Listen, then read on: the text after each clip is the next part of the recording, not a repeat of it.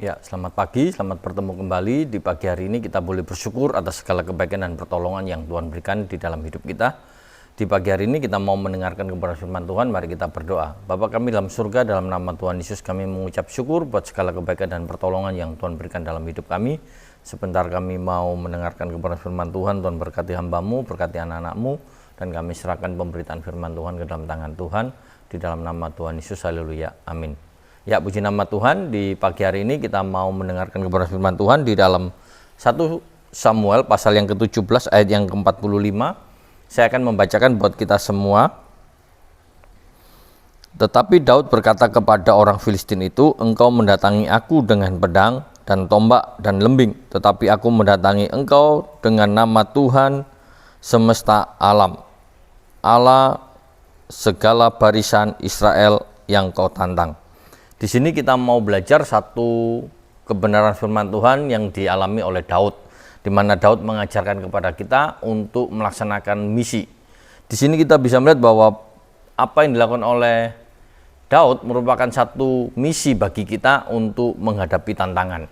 Dan apa yang dihadapi oleh Daud ini adalah satu perkelahian yang paling terkenal di dalam sejarah Alkitab. Karena apa? Kisah ini seringkali didengar dan diceritakan kepada anak-anak sekolah minggu dan orang-orang Kristen, tentunya sudah sangat hafal dengan kisah ini. Nah, di sini kita bisa melihat bahwa peperangan rohani yang dilakukan oleh Daud dengan Goliat itu merupakan satu peperangan yang kita alami juga sebagai anak-anak Tuhan. Nah, di sini kita mau belajar di mana apa yang dilakukan oleh Daud ketika dia melawan Goliat itu adalah satu perenungan di dalam hidup kita, bahwa Daud mengajarkan kepada kita di mana ada sesuatu kekuatan yang besar yang harus kita hadapi di dalam hidup ini. Kita tidak mungkin menghadapi dengan kekuatan kita biasa. Kita tidak mungkin menggunakan kekuatan kita yang kita miliki sekarang ini untuk kita menghadapi di dalam menghadapi semua musuh yang ada di sekitar kita. Karena itu kita boleh belajar bahwa peperangan antara Daud atau perkelahian antara Daud dengan Goliat merupakan perkelahian antara duniawi dan rohani.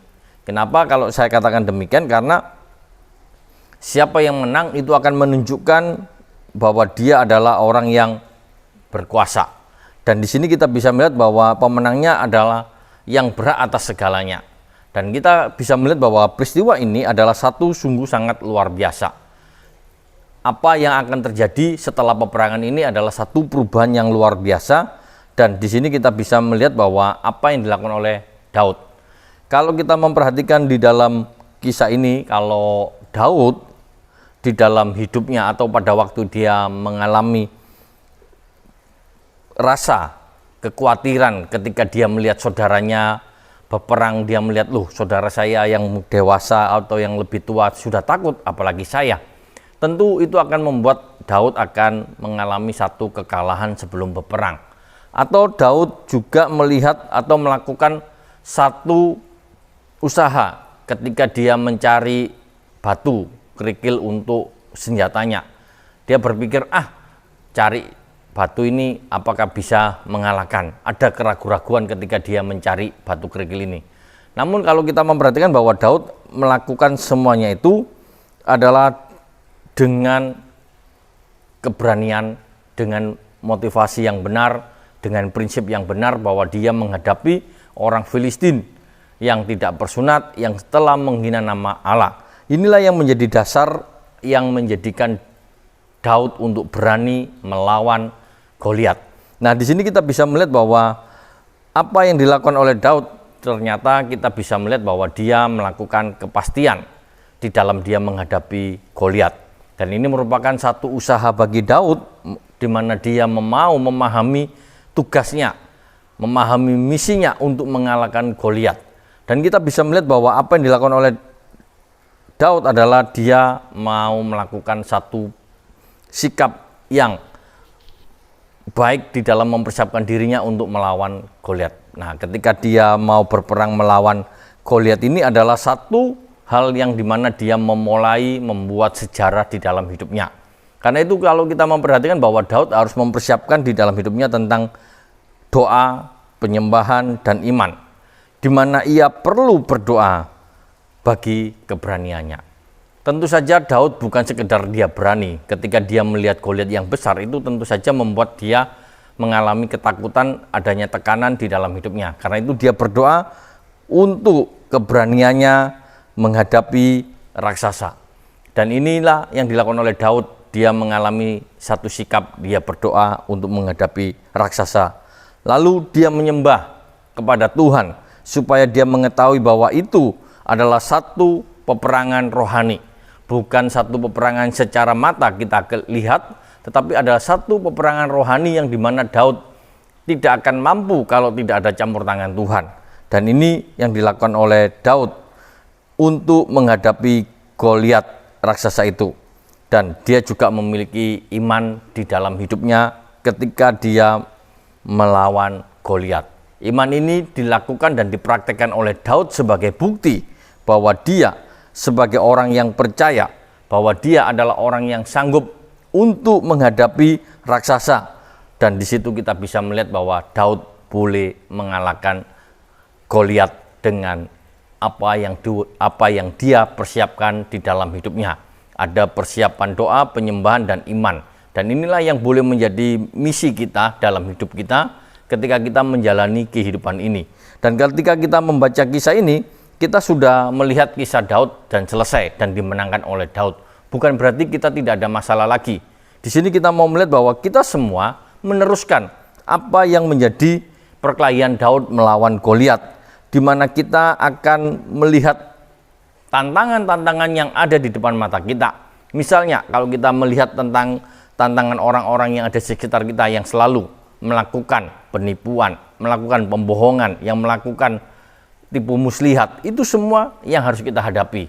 Belum lagi adanya orang-orang yang melakukan kompromi-kompromi, dan itu yang menjadi tantangan-tantangan kita, di mana misi kita menghadapi hal-hal yang demikian. Karena itu kita tidak bisa menghadapi hal-hal ini dengan kekuatan kita, pikiran kita. Tetapi ketika kita menghadapi orang-orang seperti ini adalah suatu peperangan rohani yang dimana kita harus menjadi orang-orang yang siap menghadapi. Itulah tugas kita untuk menghadapi tantangan-tantangan yang ada di sekitar kita. Karena itu kita boleh belajar pada hari ini bahwa apa yang kita lihat bahwa yang harus kita lakukan sebagai tugas kita, yaitu kita mau melakukan kita ini dengan siap. Kesiapan kita perlu kita bangun, karena melalui doa, penyembahan, dan iman, kita dapat melatih bagi kita sebagai anak-anak Tuhan untuk melaksanakan misi Allah di dalam hidup kita. Karena itu kita mau menyerahkan misi Allah itu, kita taruh di depan kita untuk kita jalankan, untuk kita lakukan di dalam hidup kita. Apa yang dilakukan oleh Daud boleh menjadi satu perenungan buat kita, bahwa secara kasat mata Daud mengalami ketakutan melihat raksasa. Tetapi ketika dia tahu ini adalah tugas dari Tuhan, maka dia mau melaksanakan. Demikian setiap kita di pagi hari ini kita diingatkan kembali bahwa setiap kita punya misi dari Tuhan untuk kita lakukan, untuk kita kerjakan apa yang menjadi bagian kita. Sehingga kalau ketika kita melihat ada situasi kondisi yang tidak baik, yang mungkin bagi kita tidak mampu, mari kita kembali mempersiapkan diri kita dengan baik, dengan kita berdoa, menyembah, dan memiliki iman. Biarlah kita boleh melatih diri kita terus membangun hidup kita, mempersiapkan hidup kita untuk menghadapi tantangan-tantangan yang ada di depan kita, karena kita memiliki misi yang Tuhan berikan kepada kita, dan kita harus siap. Biarlah kebenaran firman Tuhan di pagi hari ini boleh menjadi satu kekuatan dan perenungan dalam hidup kita.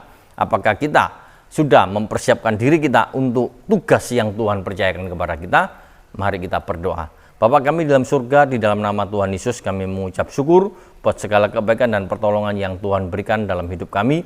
Tuhan telah menyertai dan memberkati kami sepanjang malam, dan di hari yang baru ini Tuhan menyertai dan memberkati kami dengan kasih setia yang baru. Biarlah apapun yang kami kerjakan sepanjang hari ini, biarlah untuk kemuliaan dan kebesaran nama-Mu. Tuhan memberkati anak-anak Tuhan yang mendengarkan firman Tuhan. Tuhan memberkati anak-anak-Mu yang pada hari ini melakukan segala aktivitasnya. Tuhan memberkati setiap usaha pekerjaannya. Tuhan selalu menyertai di dalam kehidupan mereka pribadi lepas pribadi, dan Tuhan menolong mereka yang saat ini menghadapi berbagai macam persoalan dan pergumulan. Di dalam nama Tuhan Yesus, Tuhan memberikan kekuatan dan kemenangan, Tuhan memberikan jalan keluar, dan Tuhan memberikan pertolongan senantiasa. Terpujilah nama Tuhan, dan kami sambut kami alaskan doa kami di dalam nama Tuhan Yesus Kristus, dan Tuhan memberkati kami. Haleluya, amin.